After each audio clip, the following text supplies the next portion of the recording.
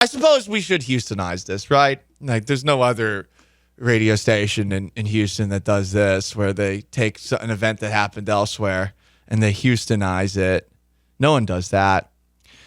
So I have some advice for the Texans. Just like I'm learning to, love myself. This is how the Texans can come to love themselves. They should try to have Patrick Mahomes. How about that? Do you think that's acceptable advice? Maybe not, because there's only one Patrick Mahomes, Sean. But they have something even better. C.J. Stroud. C.J. Stroud. Right. C.J. Stroud should try to be Patrick Mahomes then. That's the advice. He should try to win all the games in the playoffs that he plays. It's a novel concept. He's already behind Patrick Mahomes. He's behind. He's only 1-1. Literally never lost in the divisional round. That's true. That's true. Shoot. But he should try. Okay, going forward. Yeah, going forward. C.J. Stroud should try to be. We can build on this. Patrick Mahomes. Yeah. D'Amico Ryans, he should try to be Andy Reid. And no, I don't mean like eating a lot of hamburgers and becoming a hefty fella. No, I mean he should try to win 3 Super Bowls in 5 years and go to 4 Super Bowls in 5 years. He should try to do that. We're Houstonizing the Super Bowl. Mustache wouldn't hurt. I would like a mustache on D'Amico Ryans. Yeah. I think it would add. I was just thinking about what he could add from Andy Reid's game. Yeah. I think mustache. It would add a little bit of wisdom. You can't do beard. We've done that with Lovie Smith. I don't want a beard anymore. No. But mustache, I'm cool with that. D'Amico Ryans' mustache. It's got a little white in it too. I don't think I've ever seen him with facial hair. Now that I think about it, I don't either. Maybe like he's a goatee or something. No, when he played. He's full cue ball. Like Yeah. he's got nothing on top, and I'm curious. Super Bowl coverage right now. We're let's go. talking about D'Amico Ryan's facial hair. Houstonizing the Super Bowl. Hey, Sean, the Texans should try to find a Travis Kelce. That might help. Yeah, we need Dalton Schultz to date someone. Do you think Dalton Schultz can be the next Travis Kelce? 713-780-3776. We're Houstonizing the Super Bowl. He needs to start DMing Selena Gomez or something. You could DM Ariana Grande. And she, I can't. That was actually my favorite commercial. Paul likes a musical. Oh, wow, Yeah. that's so on brand. Yeah, Wow. I will watch the Wicked musical with Ariana Grande. What? What's wrong with that? Wicked's good. The plot makes no sense, but the songs are great. I don't want Dalton Schultz anywhere near that homewrecker. Is she a homewrecker? Yes. Oh, I didn't know that. Yeah.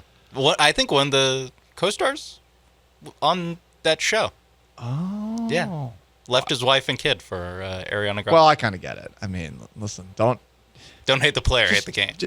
Yeah, advice for for that guy. Like maybe don't get married and have a kid if you're thinking about Ariana Grande. Maybe you try to have both. Have your cake and eat it too. I don't know. Advice. We're Houstonizing the Super Bowl. The Texans should try bringing a guy back that they let walk, like Mecole Hardman, because I'm sure it'll work out. Who would that guy be? Jacoby Jones. No, I'm trying to think of someone who screwed up and it'd have to be needs someone redeemed. recent. Someone recent. Brandon Cooks. I was about to say Brandon Cooks. Bring back the Archer. I'm sure he wants to be here now that he realizes that the Texans are a functioning organization, the Cowboys are not. Bring back Brandon Cooks. They could bring back Chris Conley. Make a lot of plays in the Super Bowl. Well, they could bring back Kyle Shanahan, but no, because he's a choking dog. No. Can't bring him back in. We're trying to emulate the Chiefs. Exactly. Not the right. Not the 49ers. The advice from Super Bowl 58, we're Houstonizing the Super Bowl. The Texans should try to not be Kyle Shanahan in a big game. Learn the overtime rules. A thought for a moment on the overtime rules. I'm glad you brought this up. I feel like everyone is overreacting to Shanahan's decision-making in the Super Bowl to, I guess, get the ball first, as if there is one strategy to have. Yeah, it's literally never been done before. Right. This is the first, so I'm okay. I'm okay with that. But it's the quotes afterwards where Kyle Juszczyk is like, "I learned the rules for the new overtime by looking up at the scoreboard right before overtime." I understand that, but it's just. Can you talk the guys through it just in case. It's an easy thing to look at and say the 49ers weren't ready, but on the same front, Mecole Hardman had no idea that he won the Super Bowl with that catch. So That is true. I think a lot of guys did not understand the overtime rules, number one. And number two, I think Shanahan got a lot of unfair criticism for the way that he handled that overtime. I think the argument that was being made is that, okay, if you have the ball second, then you're in a situation where it's 4-down territory. And you know what you need to get. Versus if you're the first, you could end up having your drive stall and punting. Like college overtime. Yeah. So I understand that line of thinking, but that's not the reason that the 49ers lost. They lost because that drive stalled. Like, if they scored a touchdown, we're not having this conversation. Yeah. So I think people are overthinking it. Shanahan and the team, they screwed up. They had 2 fumbles, right? And that's why they lost. The muffed punt gave the Chiefs all the momentum. They had none until that point in the game, and when the muff punt happened, they scored the touchdown. You thought to yourself, oh, okay, there's no way the 49ers are winning now. By the way, related with the overtime, why is there a clock? Yeah, that's a little bit confusing Why now. is there a clock? If it doesn't matter, why is there a clock? I was getting anxiety about... Because it was just running. Right. It was just running. And I was like, oh, wait, yeah, they're just going to send it to his second overtime. I guess they would move it to another end zone. I guess. That's probably what would have happened is like they, instead of being in that end zone because they were close to the 1 yard line. I was weirdly getting... I'm glad you brought that up, too. That was confusing as hell. I was like in the back of my head once it started getting down to like 2 minutes, I was like, do they have to hurry? I don't think they do, but the fact I don't know is... that's what I was exactly hand thinking. Hand up. You know what? I can't criticize the 49ers for we not didn't know knowing the rules the either. overtime rules because I was like... No one knew the Are they rules. just going to run out the clock and the Super Bowl is going to be over? Why was everyone mad? No one knew the effing rules. It's when you're Kyle Shanahan, like you already have the opposite of the benefit of the doubt. Yeah, exactly. It's already like people are already looking at you. That's true.